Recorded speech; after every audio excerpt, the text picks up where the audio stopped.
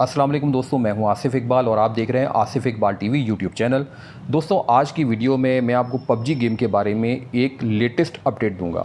तो वो latest update ये है कि पीटीए ने एक प्रेस रिलीज़ में ये बताया है कि पीटीए की जानिब से मुआशरे के मुख्तलिफ़ तबकात की तरफ से online game players unknown battle grounds PUBG के हवाले से मुतअद्दिद शिकायत मौसूल हुई हैं, जिनके मुताबिक इस गेम में बच्चे अपना टाइम बहुत ज़ाया करते हैं और बच्चे इस गेम के आदी बन जाते हैं। इसके साथ साथ बच्चों की जिस्मानी और जहनी सेहत पर भी इस गेम के हवाले से इंतहाई मुज़र असरात सामने आ रहे हैं।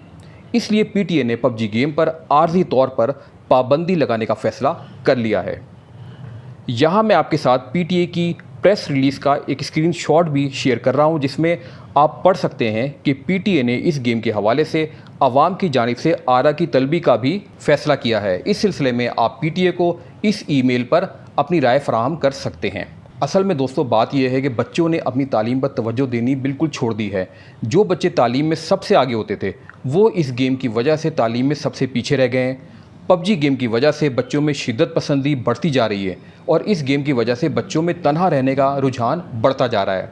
बच्चे अकेले रहना ज़्यादा पसंद करते हैं और वालिदैन के साथ किसी पार्टी में जाने या रिश्तेदारों के घर जाने से भी साफ इनकार कर देते हैं और बच्चे गेम के दौरान किसी की बात सुनना भी पसंद नहीं करते। इस गेम की वजह से बच्चों की आंखों पर भी बहुत बुरे असरात पड़ रहे हैं और गेम खेलने के दौरान मुसलसल हेडफोन लगाने से उनकी क़ुव्वत समात भी मुतासिर हो रही है। लेकिन मेरे ख़्याल में ये फ़ैसला काफ़ी अरसे पहले कर लेना चाहिए था, क्योंकि ये कोई अच्छा गेम नहीं है।